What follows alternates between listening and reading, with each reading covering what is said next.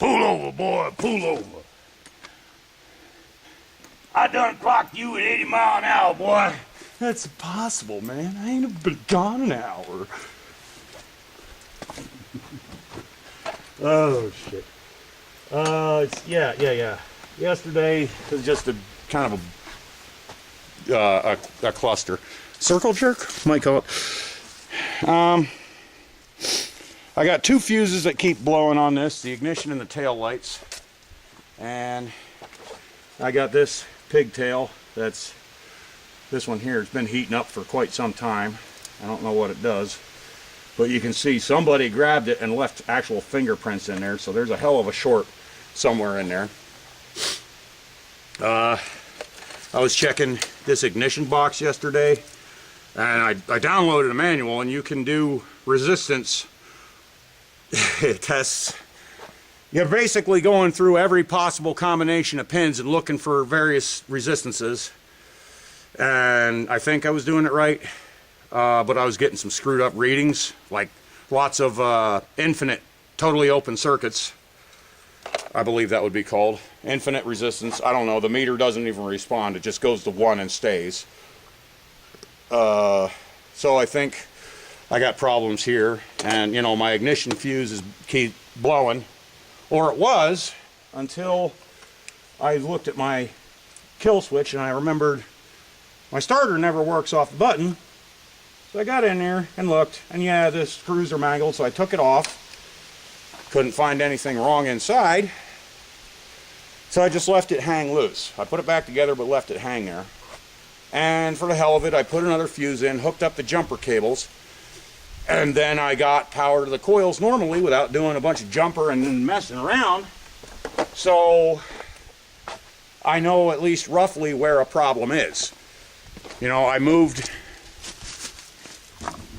that kill switch, and here it is, and you can see someone was in there. I took this off the bars, and I don't know if it's the kill switch itself or the wire going to it, but something is a dead short, because I moved that, and when I powered it up, it didn't instantly blow the fuse. Well, it didn't blow the fuse at all, and I had power to the coils. So what I'm going to do today, I'm not getting spark, I'm quite sure. So I'm going to check my pickup coil and my ignition coils. The first thing we're going to do is,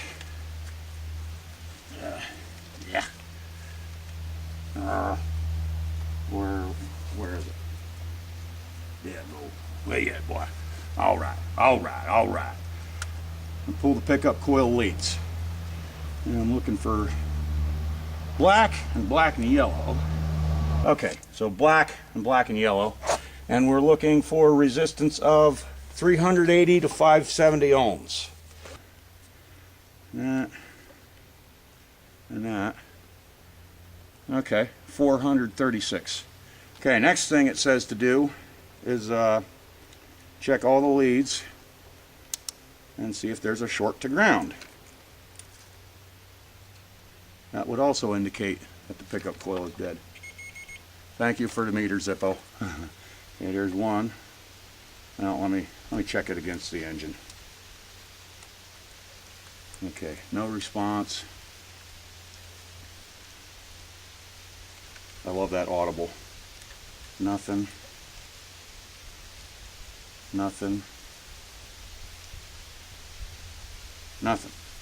Okay, so the pickup coil is probably good. 13.46. That's like really low. 13.47.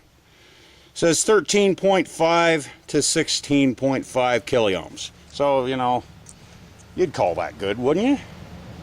And now that I got this isolated, I'm going to check the primary again.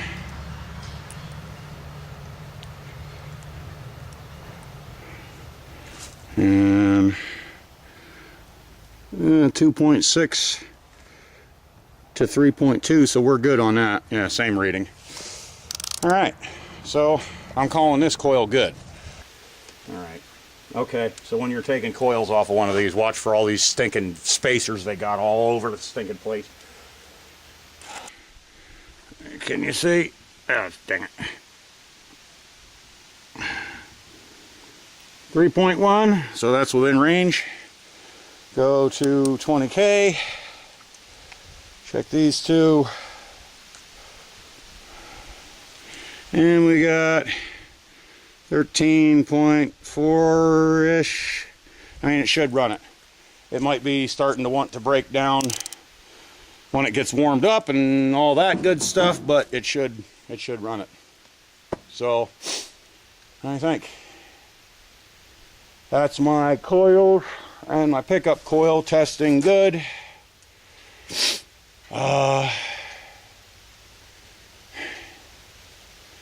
If my ignition control box is indeed fried, they over at the Kawasaki dealer, they got the actual thing you just hook it to.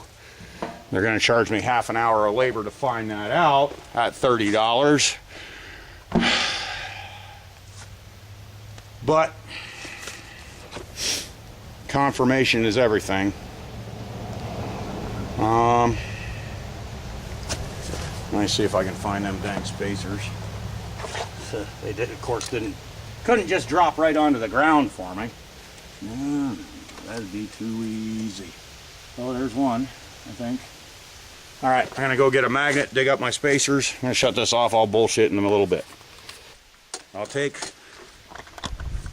my ignition box, unplug it, and just check every stinking wire to see if it's going to ground somewhere.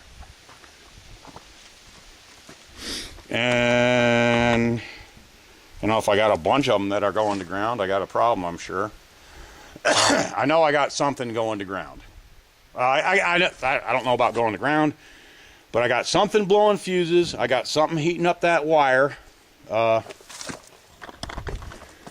This one right here, that gets hot. You can, no, you can't see, but that got hot.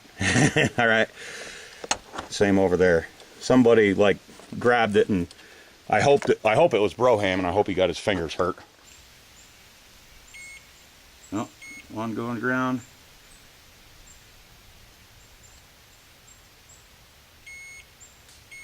Okay, so my black and green wires going to the ignition box or going to ground. That they might just be grounds.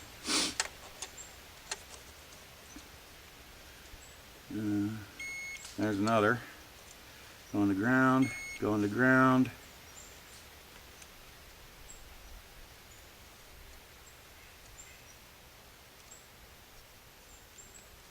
Okay, so what do we have? Those two. And what do we got? Black and yellow and brown and white. Now black and yellow, I'm starting to think on this might be a hot wire. So I wouldn't think that should go to ground.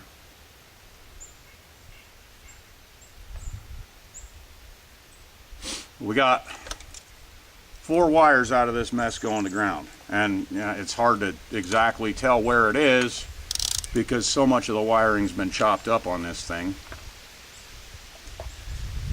Lovely.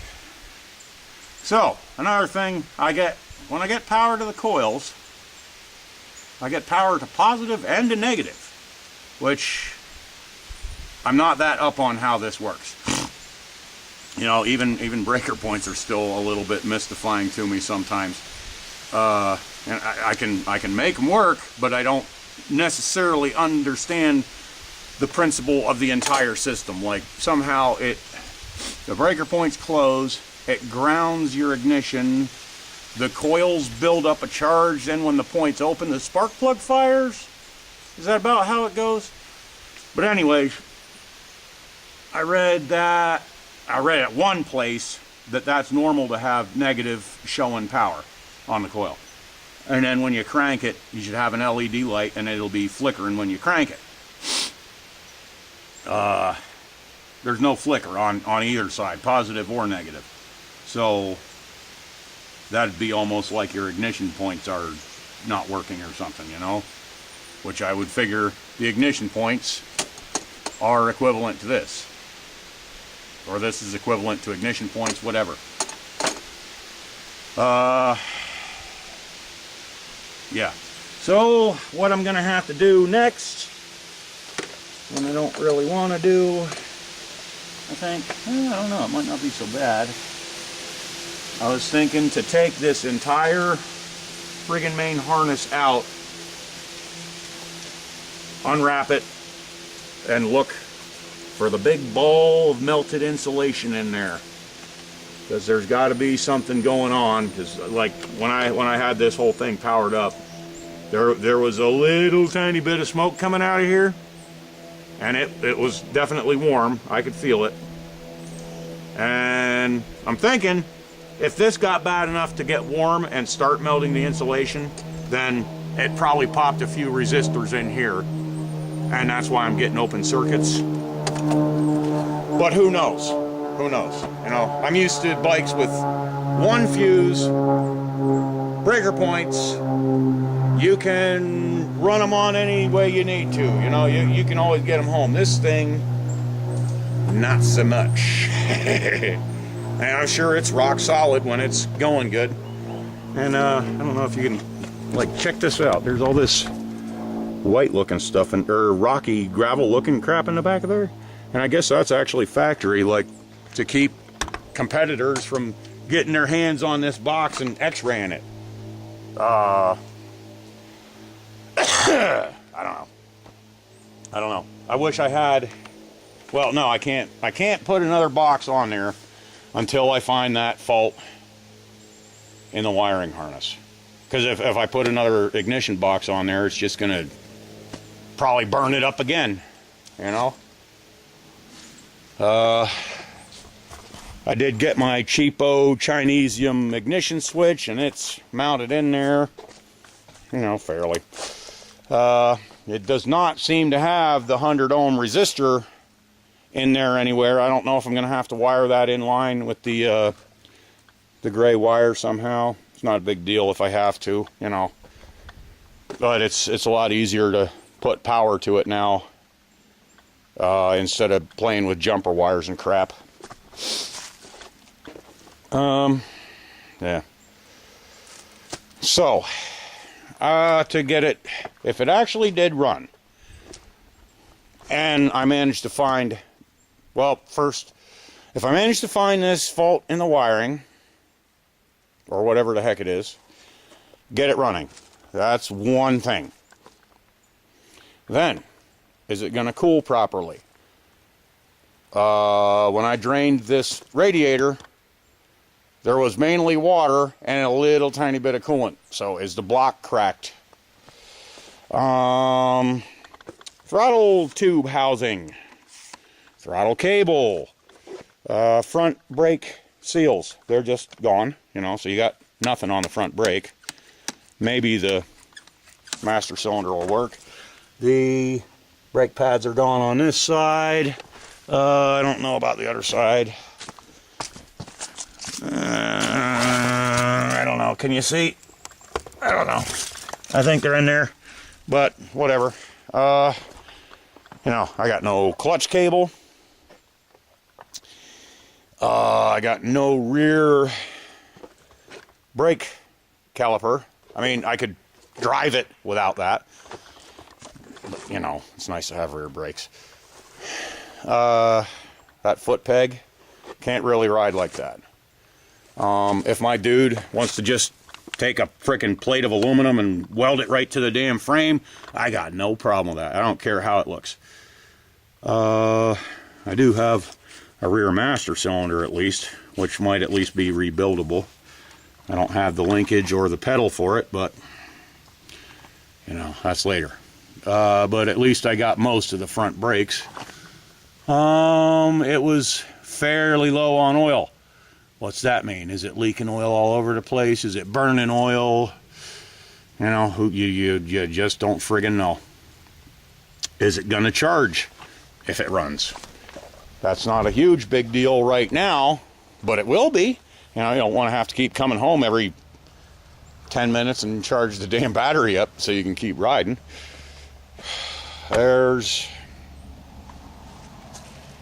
a lot of reasons, and a lot of that nagging voice inside that just says scrap it. But you know, I'm having fun, and I already paid for it. If I can find that fault in the wiring, then I would feel confident to put the ignition box on there, if that ignition box is bad, because it seems like most of everything else is okay. Pickup coil is okay, I'm pretty sure. Coils are okay, that I'm pretty confident about. I've tested coils before, you know, I know what to look for there. You know, and I downloaded a service manual for this thing, and it tells you how to test that ignition box with a meter. It's not as dynamic, like it doesn't simulate a running engine like the Kawasaki dealer test tool has, but you know, if you're going through the pins and you get a lot of open circuits, there's probably something screwed up. Probably a bunch of resistors in there are popped, and there's not really any nice way to tear it apart. You'd have to, I don't know, it's probably all, I don't know, it feels kind of like silicone on the back here with that rocky stuff in it, but there's no good way to take it apart. You'd have to cut it or something. I don't want to do that. So yeah, first mission on this thing, I guess, is to check over the frickin' wiring harness, and that ain't something I want to do. All right, well, that's all of my video today. I just wanted to test those couple components and see if I got a bunch of wires from the ignition control going to ground. Later.